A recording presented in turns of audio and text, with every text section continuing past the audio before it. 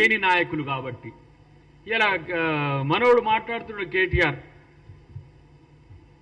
ఇలా రేవంత్ రెడ్డి గారు వచ్చిన తర్వాతనే మొత్తం ఆర్థిక పరిస్థితి అంతా కుంటుపడ్డదన్నట్టుగా మాట్లాడుతున్నాడు. నేను చెప్తున్నా కేటీఆర్, నీకు తెలుసో నువ్వు మరి ఏం చదువుకున్నావు నాకు ఇంకా తెలియదు. నేనైతే కామర్స్లో డాక్టరేట్ ఉంది నాకు. రాష్ట్రాన్ని దోచుకున్న దొంగలు మీరు. ఇంకా మాట్లాడే నైతిక హక్కు కూడా లేదు.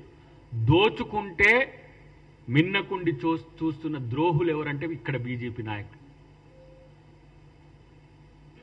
మీరు తెలంగాణ ద్రోహులు.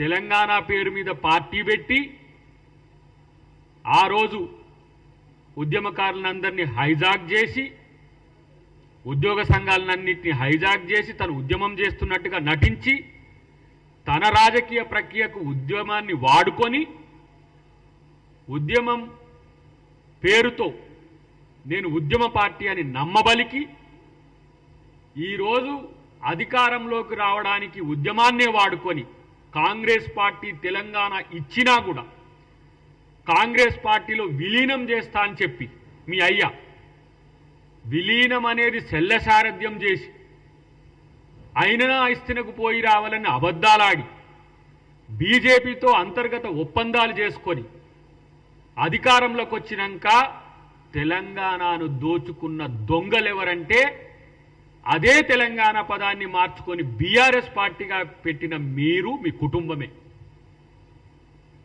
తెలంగాణ ద్రోహులు. మీరు 8 లక్షల కోట్ల అప్పులు. పర్ క్యాపిటా ఇన్కమ్ గురించి మాట్లాడతారు కదా, పర్ క్యాపిటా డెప్ట్ గురించి ఎప్పుడన్నా మాట్లాడినరా మీరు? 2,30,000 పైచిలకు పర్ క్యాపిటా డెట్ ఉంది ఈరోజు. 3,50,00,000 పైచిలకు ఇప్పుడు ప్రణాళిక సంఘం ఇచ్చిన మన జనాభా మనం చూస్తే 3,50,00,000 3,574 మంది. మీరు చేసిన అప్పు 2,30,000 కోట్ల పైచిలకు డెట్ ఈరోజు చేసిండ్రు మీరు.